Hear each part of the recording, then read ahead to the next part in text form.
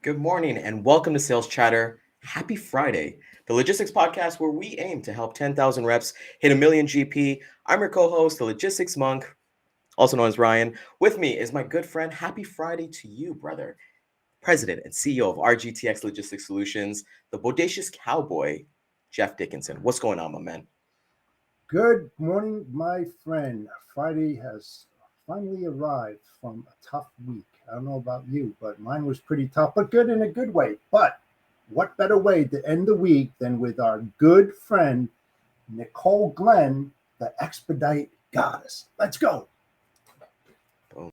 Welcome to the HPLS podcast.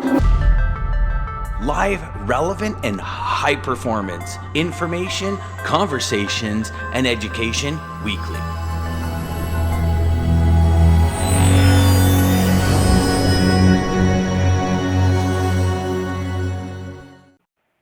Gotta love that name. We got the nickname Fridays going on. We got the comments popping this morning. So, I think both of us, I know for myself, we have our own individual connection of how we got to know Nicole. I known her through Dan, but just seeing how she's basically done business, how she operates herself. She is what she won in 2022. She won the top women-owned company.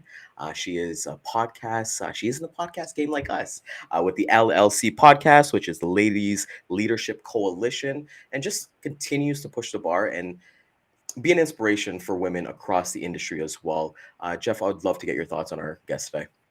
Yeah, absolutely. I mean, she's been to a ton of conventions, ton of events. She's been on a gazillion podcasts.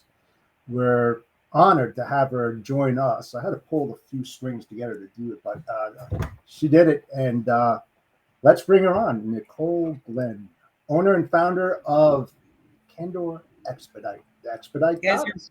you're making me blush. That's so nice. And all the things you were saying. I'm excited to be here with you guys. Thanks for joining us. I appreciate it.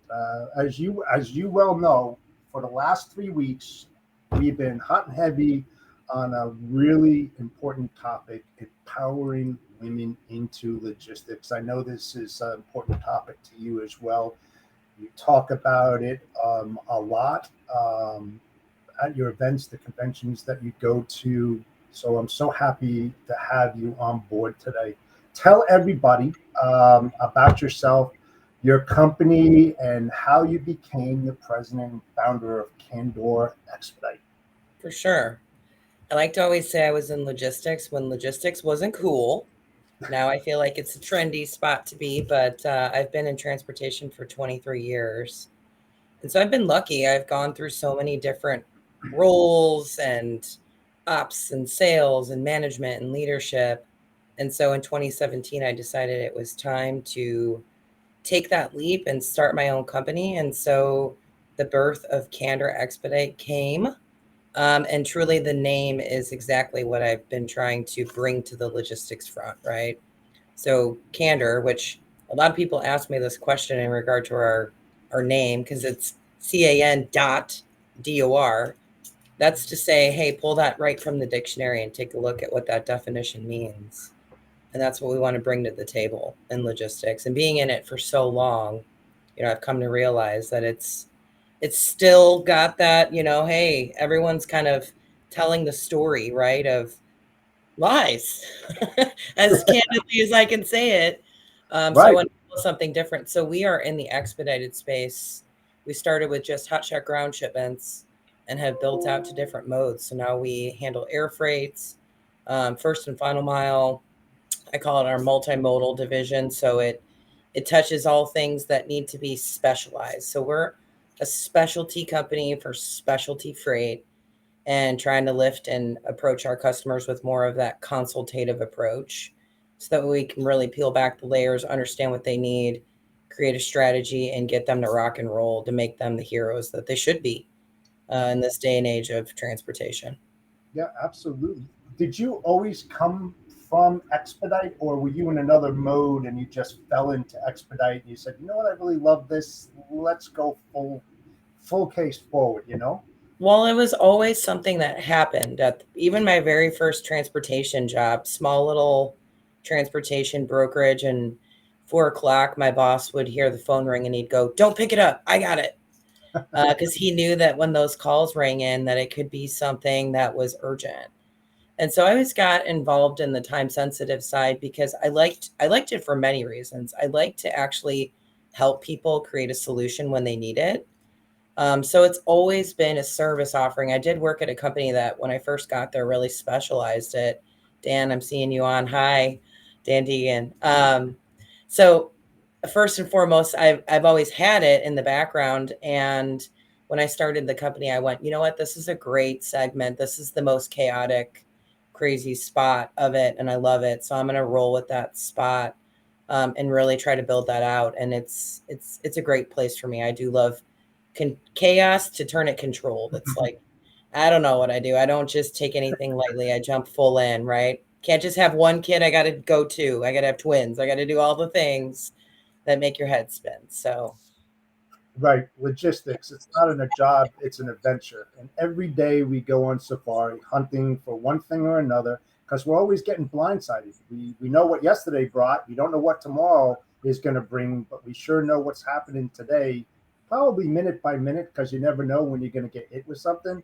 It's how fast you respond to requests that makes you who you are. And that's the huge differentiator, right?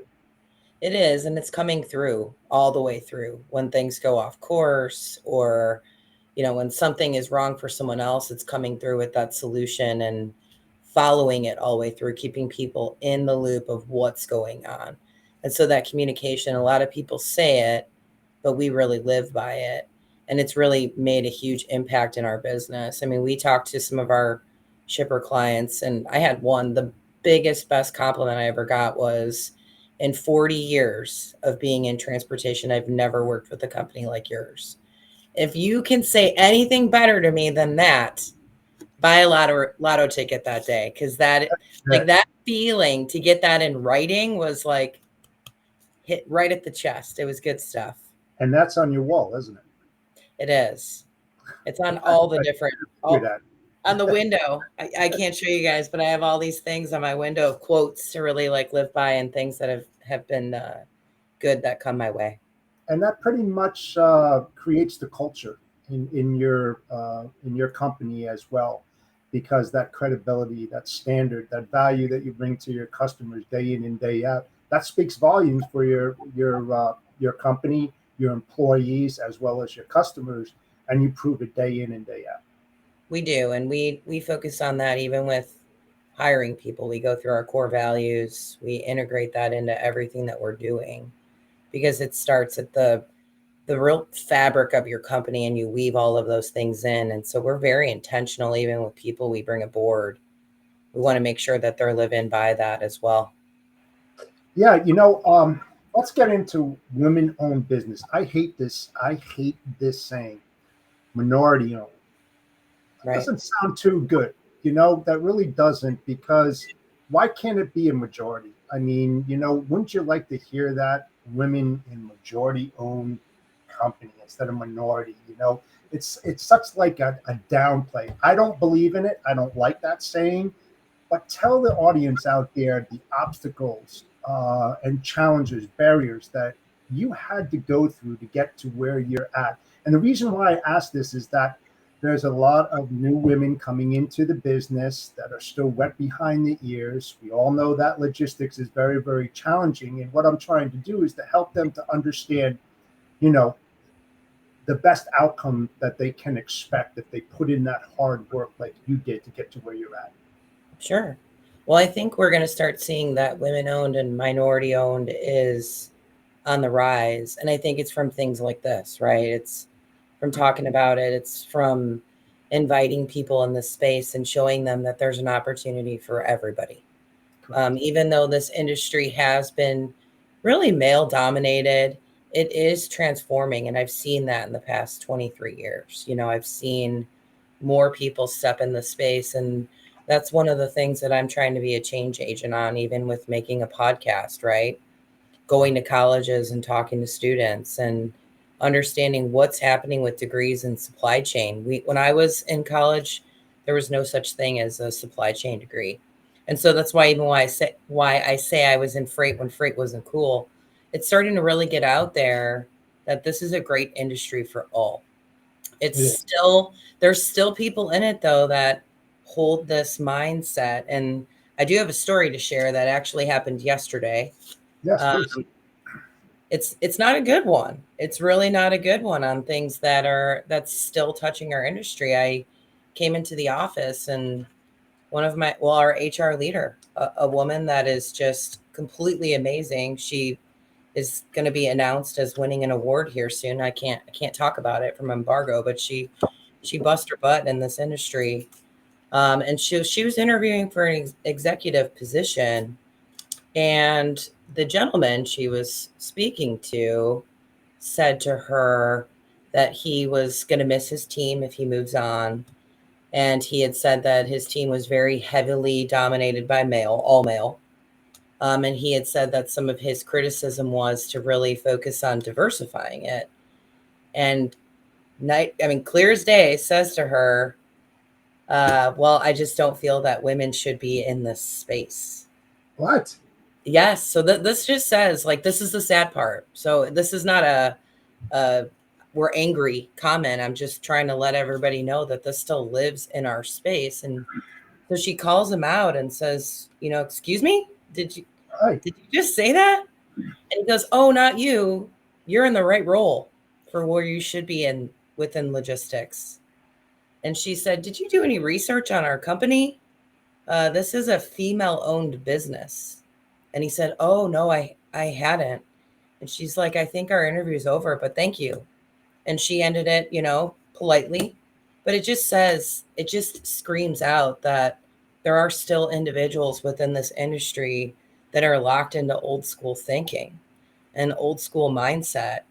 And it's sad. And the concept is that mindset is going to go away whether people like it or not.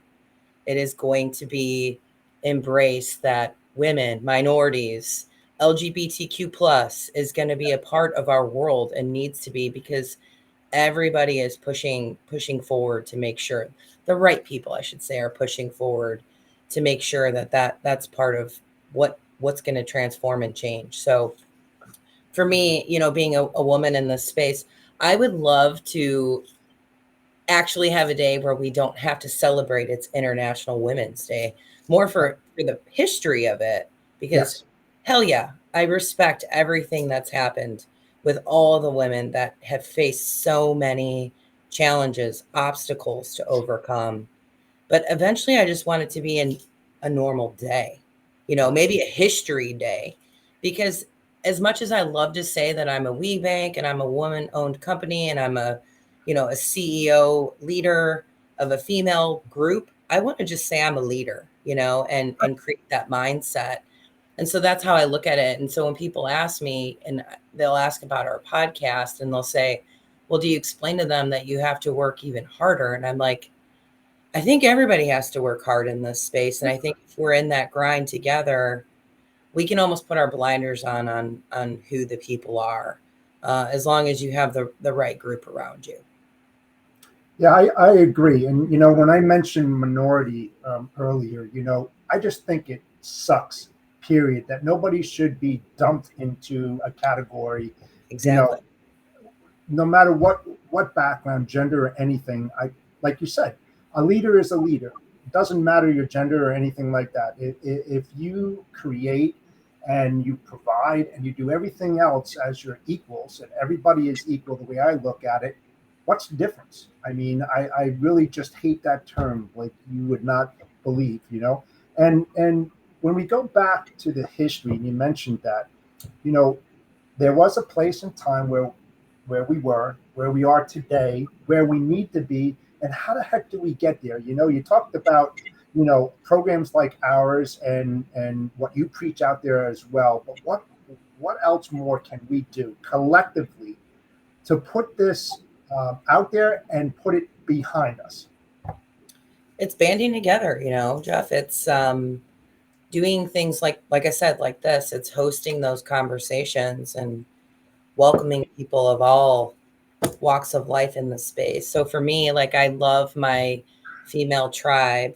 That's what LLC was. So just whoever is listening, maybe you're not aware, but a couple of years ago, I think it's been 2 now, I started a podcast called Ladies Leadership Coalition, and it is a total of 5 female owners in logistics that came together that wanted to really get issues out there and try to educate women and men. We actually have a lot of male followers that want to understand what can they do. So the one thing I will say about females, and I know I'm guilty of this too, is, and I'm saying this generally, so this might not be you, but a lot of females like to make sure that they have all the boxes checked before they'll jump into things, right? I'm not ready to be an owner because I haven't done X, Y, Z, you know? And that's the same thing with jobs and roles and opportunities. And it's just known that males they tend to take more of a risk than what females tend to do. And Sure. again, this is a blanket statement. So there are some women that just charge forward and, kick ass and take names and don't think twice about it. But there are some that, want to make sure that they're in, if there's 5 boxes to check, they got them all checked, or maybe 4.5. And so I want to preach that message that I don't care if you're in a position, you run a $5 million company, $100,000 company, a $300 million company. We're all learning. Mhm. I do not check every box every day. I do not. I'm sorry to say it, but you guys don't either. It's one of those things that these types of conversations will help us continually grow and keep propelling ourselves into those next spots. So I hope that what we're doing is educating women and men and everybody to take those next stops, or those next jumps before maybe they're even mentally ready. So that way they can continually learn and propel themselves forward. And I think there's beauty in learning while you're in it, right? When you're kind of put into that room and you got to kind of figure that out on your own. And I think even when we look at something like a checkbox, even for myself, like coming on the show, is like, am I ready for this? Is this something that I want to do? But then it's like when I engulf myself in it, it's like, okay, let's do this. I'm going to figure it out regardless. One of the biggest things that I was paying attention to you, Nicole, was that when it comes back to Candor Expedite, is that one of the things that you guys do is try to be like a ninja button for your customers, being Ooh, that kind of yeah, yeah. you took that out. I'm giving you kudos. That's Oh my yeah, well, I do. I'm Mr. Research over here. We got to make sure our guests they're being researched and taken care of. And I want to get into the circle a little bit after, but with that being said, when it comes to being a ninja button for your customer, can you explain to the audience what that means in terms of being a niche service at what you do at Candor Expedite? Sure. So, like we had said in the beginning, like creating a business that was ultimately a ninja button it's not an easy thing to do, being in logistics for a long time and bringing people aboard that have been in logistics for a long time. It's having that consultative approach. So Mhm. one of the gentlemen that we've hired, his name's Tyler Wired. He's amazing. He's a part of our sales team. He actually came from the shipper side. He was a shipper, I think, for 10 or 12 years. I always get those dates mixed up. But what he had said too is, like, to me, even when he was my client and we were talking about him coming aboard, shippers, that is 1/10 of their day is where we step in as logistics providers. They have to worry about production. They have to worry about their customer. They have to worry about customer service. They have to worry about even having the right people in the building to drive a forklift. It is not just sitting around all day taking that phone call like, hey, yeah, I want to talk to you about procuring you to be as a service provider. It's such a small spot, right? So they have all these moving parts happening. They have customer service calling them, hey, did you get this shipment out? My customer's asking. The sales person that sold that product is asking on where that is. The customer service on the other end needs to make sure that that's there. The purchasing team potentially that might need that product for whatever it is that's going into the next. It's this whole chain of people beside your company. It's like you're one little widget in the whole process of the supply chain. And so by doing that, it's to create something that's easy, so that way people can move on to the next thing. I mean, I've seen it and we've had it to where one shipment can end up taking up an entire person's day. Yeah. You know, there's so many phone calls. I don't care what type of technology is out there. We all still play the game of telephone. And so when I wanted to create this, I'm like, hey, let's create that circle, and that we'll talk on the circle. Let's create that circle that closes all of those loops and is continuous so people can move on with those days. You know, it's like my old boss who was waiting for that phone call at 4 p.m. He saw dollar signs. I literally see that as someone wants to get home to their kids. Someone Right. wants to go to that baseball game. Someone does not want to be tracking a shipment over a weekend or have to worry about that at 3 o'clock in the morning. Like, hey, did that actually get on site for whatever food manufacturer is going to need that? So that's the concept of creating the ninja button, listening to the customer, understanding what they have going on, teaching them. Because like I said, it's only 1/10. They don't live in our space. They don't see all the things that even we go through to provide those solutions. And so having that and presenting that and walking that through full circle is what makes that ninja button. So that way they can deal with what they're really good at besides just Yeah. that one holy cow hair on fire type of shipment. Yeah. And when you look at that, you just make you provide value to that shipper, knowing that the fact that hey, they've sent you something and they know that you're going to handle it and take care of it, knowing that hey, you're not going to get that call at 4 p.m. saying, "Hey, we can't pick up today." One thing that I feel like a lot of freight brokers or salespeople in our industry can learn from your company is that in my research, what I was looking at is that Candor is a truck in hand company. You're a Yep. company that doesn't believe in, hey, yeah, I can cover at this, and then you start searching for the market or some things like that. You got truck in hand, you got solutions, and when you balance that with perfect communication, being able to say, hey, this is where we're going to come into, and that kind of segues into the circle a little bit. Can you explain what you guys are kind of working on to basically make that ninja button even bigger? I know. So we're focusing more on the carrier side first and trying to tie all those loops. So we are building our own internal application that our carriers can get on, can use, can upload their equipment, can see what we have going on. That way we can also present to our clients like, hey, we have this open capacity in certain markets. I know it's a soft market right now, but everything is seasonal and cyclical, and transportation being in this for so long, and you hear this terminology of bloodbath. It's not. To me, it's normalizing. And I think this is something that we'll be seeing as an uptick again in Q3. But with that is how do you create all of those connections? How do you really show and align with your partners to get them the opportunities that they need? The expedited space is not this gigantic, you know, mega fleets that are there are some companies like Load One, great company. You know, they've built a great fleet, owner operator fleet.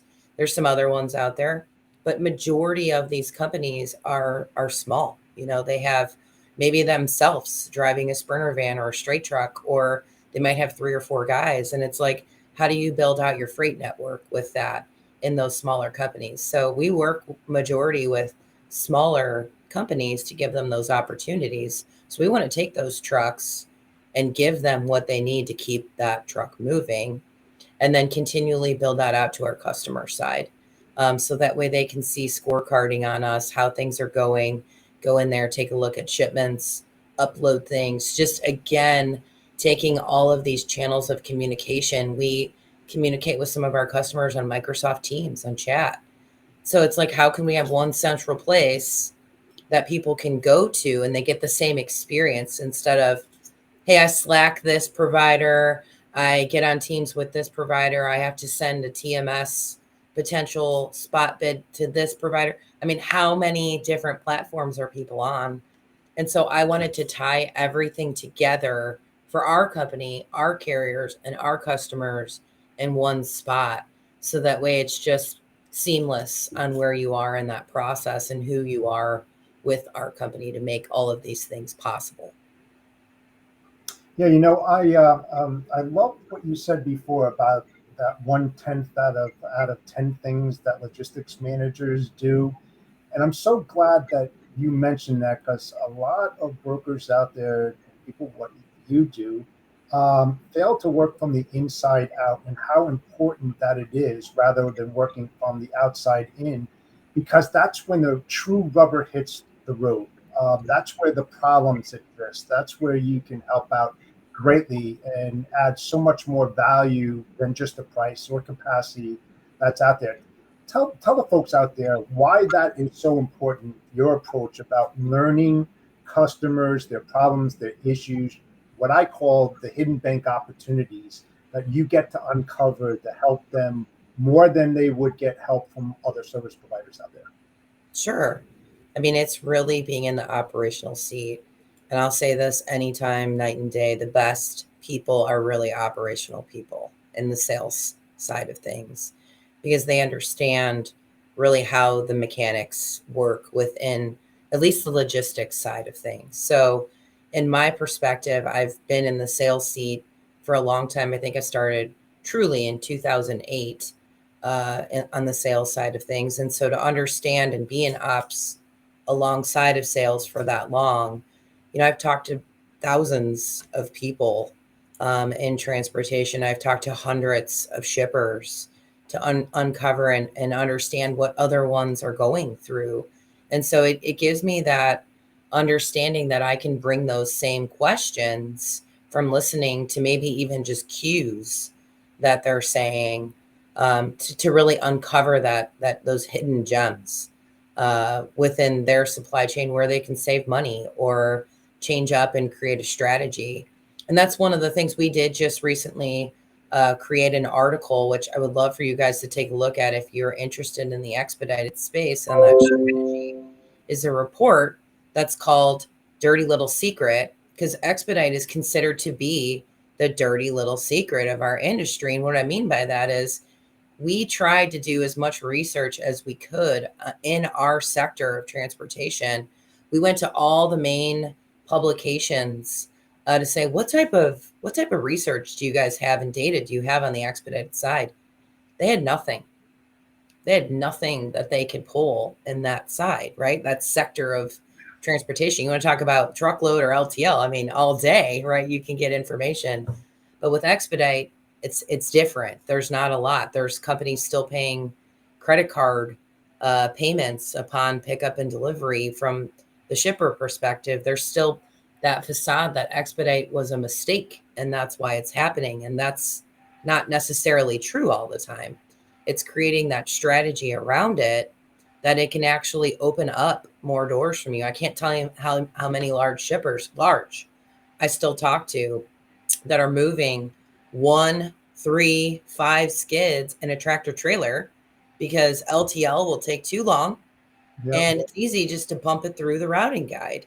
And so we talk about this often to where I can ask that question and I uncover those types of things still happening within supply chain. And it's like there are tailored options, there's tailored equipment to the size of a shipment that we can use and reduce your carbon footprint, which is something that our whole industry does need to focus on. Yes. But at the same time, it's going to reduce your cost. You're going to get great service. And so it's talking through those types of scenarios with shippers and living it and seeing it consistently through supply chain to bring those types of solutions, but then educating them. And I think this is where sales folks tend to go wrong. They want to just get on stage and tell their story on why they're so good. And that's great. You probably are so good. That's awesome. But at the same time, you have to identify where does that really fit within this person's supply chain. This potential customer still might not even be a fit for you. I was talking to Chris Jolly yesterday and he was saying that same concept. He's like getting down to his niche and his why has really benefited him in his career. And I think it's understanding that niche, listening to your shippers, listening to your customers, and then plugging in where you could potentially investigate. It's not a slam dunk. You still have to investigate that, do some legwork, and look at that data and see where you can bring an ROI and bring that value. So Yeah, story short. I could talk forever on this. I'm I sorry. know, and I love it because that's what I like too. I mean, I love data. There's a saying that I use was, I believe in God. Everyone else brings data. So, I mean, when I used to go and do that kind of stuff, to your point, it's like expedite.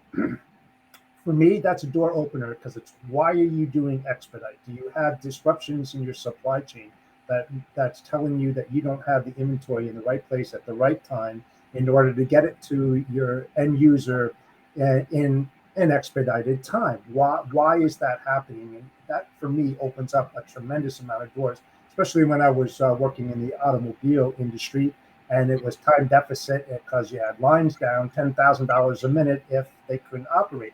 So I understand your niche and what you do, and it's very beneficial for the right customers out there as well. But the devil is definitely in the details, like you said. And the thing is the hardest thing to get from a client is that data, and you want that data.